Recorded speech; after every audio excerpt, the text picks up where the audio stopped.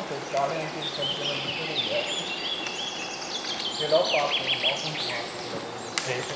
Siamo in Cansiglio nella riserva naturale Pian di Landro Baldassarre. Siamo venuti a verificare il livello di biodiversità di questa foresta rispetto a aree gestite attraverso l'analisi di alcuni indicatori che andiamo a rilevare oggi. Questo legno terra nell'area è sempre facile da vedere, che non decidere se è dentro o fuori. Quindi sì, quello è il problema dei Noi siamo in una fase in cui abbiamo definito il metodo, definito come si fa a raccogliere gli indicatori, abbiamo un po', abbiamo finito con la fase di analisi di studio e adesso vogliamo provare a testarlo. Sì. Vedendo il popolamento.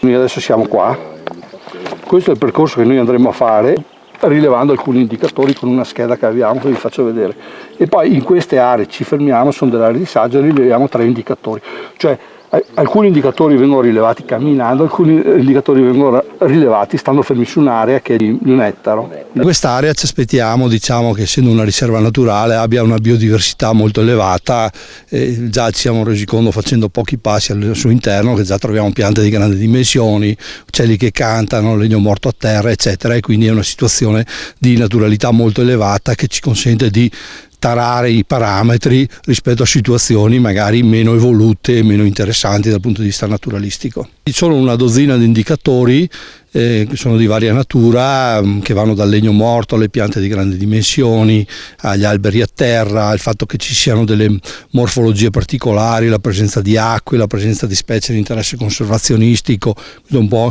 diciamo, il gruppo di indicatori, radure nel bosco eccetera. Ad ogni indicatore ha una soglia superata la quale, diciamo, può entrare nel novero delle foreste che hanno elevata biodiversità. Ecco, noi stiamo un po' cercando di tarare anche questo metodo attraverso indagini puntuali su delle aree specifiche qui in Cansiglio, ma anche da altre parti del Veneto e del Friuli. Sicuramente questo è uno degli obiettivi del progetto, anche se il principale è quello della conservazione della biodiversità. L'università si è occupata soprattutto della diversità di tipo strutturale del popolamento e facendo dei rilievi in campo che si sono integrati con quelli dei liberi professionisti. Oggi siamo in supporto per dimostrare come funziona il metodo e soprattutto per testarlo.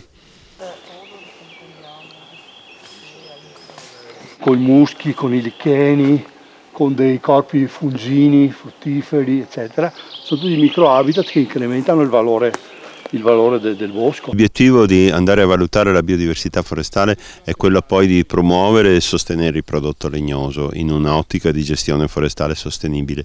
Quindi si vorrebbe andare ad elaborare, a costruire, ad offrire, a proporre sul mercato uno standard di certificazione che vada a complemento degli standard già esistenti per attestare che quel legname, quel tronco di legno che esce da quella foresta è dotato di una particolare, proviene da una particolare foresta ricca di biodiversità forestale, secondo quegli indicatori e quel peso e quelle valutazioni che il metodo ha messo a punto. Abbiamo deciso di non dargli il più 3, solo più 1 più 2, Sì, esatto. e non equipararlo alla situazione massima che ci sta. Andiamo a riferire i rilievi sul percorso, perché già se volete non più fuori.